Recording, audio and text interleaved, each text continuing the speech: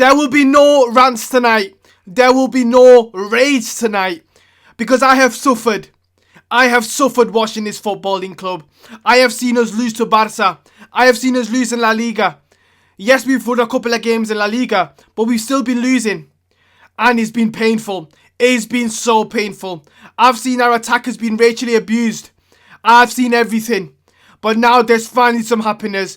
Because yes, Real Madrid are through to the round of 16 after being Benfica 2-1 in the Champions League. And let's get into all the drama. Look, let me not, get carried away here. That wasn't perfect, by the way. Benfica dominated in the first 15 to 20 minutes. They did. They went up 1-0, deservedly. They had more XG than Real Madrid. They were creating more chances than Real Madrid. Camavinga was absolutely dreadful. Carreras was God knows where he was on the pitch. Vini couldn't dribble to save his life.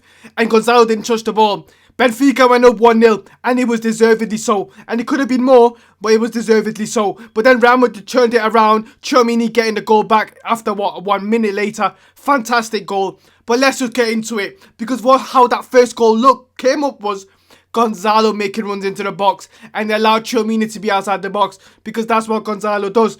Now, people might say, Gonzalo, where was Mbappe? Mbappe was injured. Mbappe was injured. And I said before the game, I don't want Mbappe and Vini to start. I don't want them to start anymore. I'm sick of these two together. Now, of course, this happened without my control because Mbappe had an injury, which is going to be out for a couple of weeks now. Of course, that injury is disgraceful because he could have managed that a lot better, and so could the club, and he's clearly been overplayed. But look, Mbappe, not to be seen anywhere, of course, is injured. Gonzalo comes in, and of course the rest of the team was exactly the same as it is for the last couple of weeks. Trent coming back in, Arda in the midfield with Fede, Tchouaméni, Camavinga. Of course, you got Carreras left back, Asensio coming in for Huijsen. So look, Real Madrid started absolutely shocking, but it was 1-1 at half time, and deservedly so. Real Madrid didn't create whatsoever anything like that. Real Madrid only had 0.40 XG in that first half, and they had 1.60 or something like that.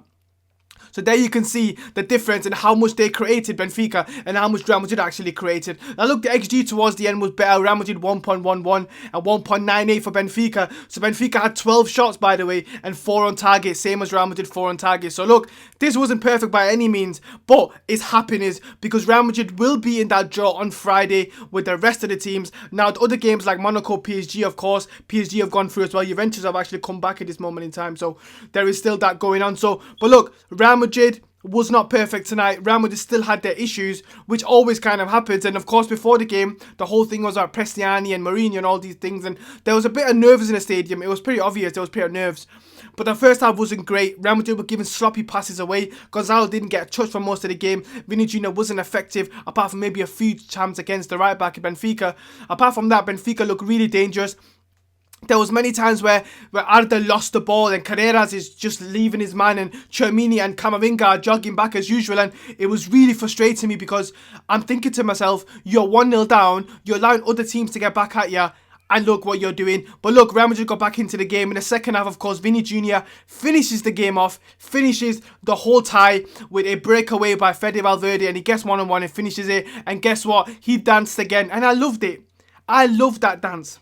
Because Vini Jr. today did what he had to do. He got the chance, he finishes the tie, and that was it. He dances again. So now he danced home and away, right on these Benfica's faces, right on these racist Benfica, supporters, maybe not supporters, but they were booing him tonight. Benfica fans were booing him in the Bernabeu tonight, where the Bernabeu tried to then, kind of get it, quiet it out with their own, kind of claps. But fact of the matter is, Benfica fans still, of course, accuse Vini of lying. But look, what Vini did fantastically well is he took his chance and he danced again. And that's what we just need to keep seeing. That's now 6 goals in the last 5 games of Vini Jr. So he's on a hot streak. That's his longest streak in his career, by the way. He's never scored 6 goals in 5 games. So look, Arbeloa, hugging him and making him, his little kid, has clearly paid off in terms of goal scoring wise. So like I said, I'm not here to say that Real Madrid are going to go and win Champions League, because the teams that are against us, PSG, Arsenal, Bayern Munich, Chelsea, the Barcelonas even, they will cook this Real Madrid team, by the way,